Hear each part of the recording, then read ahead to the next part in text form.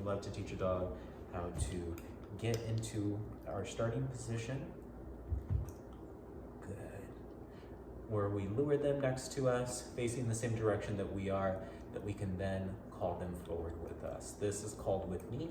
At the beginning when you're starting, it's called nothing until your dog can replicate this behavior consistently. Again, about 9 out of 10 times every single time you practice. Whenever we are ready to step forward, we work on calling our dog forward with let's go. As we use a treat to show them where to be and to lead them forward. Yes. Now, yeah, there we go, girl. Good. Another thing is we want to teach them that when we stop, they stop. So whenever we get to a stopping point, we will lure them up into a sit. Yes.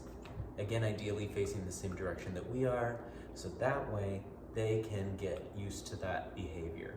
Now, when we are luring for auto sit specifically, we're never going to call it anything ever.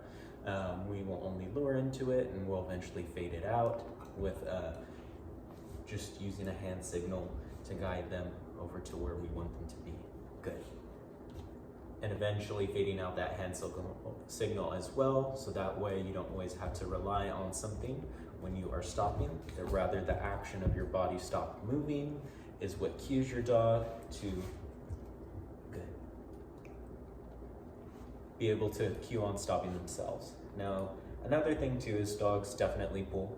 You could work on these basic skill sets all day long, but there's always going to be a chance where they're going to have a moment, that they are going to pull forward for whatever reason, whether it's out of excitement, fear, intrigue, big spookies, or big interest. We want them to be able to learn how to relieve that leash pressure. So whenever it happens, it is important to, good girl, stay still. We don't want to pull back on them. We want to try and hold that tension good, steady. We're never trying to add to it. We're, find it. Letting Fern know that she can create and relieve that all on her own. When she does, we'll mark her. It should prime her to get excited to receive something yummy. And just like she's done, if she's tried to explore more of the circle of radius around me.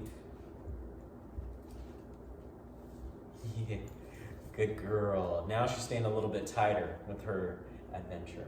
The way I teach leash walking is loose leash.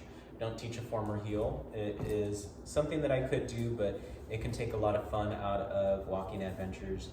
Good girl. So I want to make sure that you can just have some fun, making sure that she's just by your side, ideally kept on the same side with a nice J in your leash.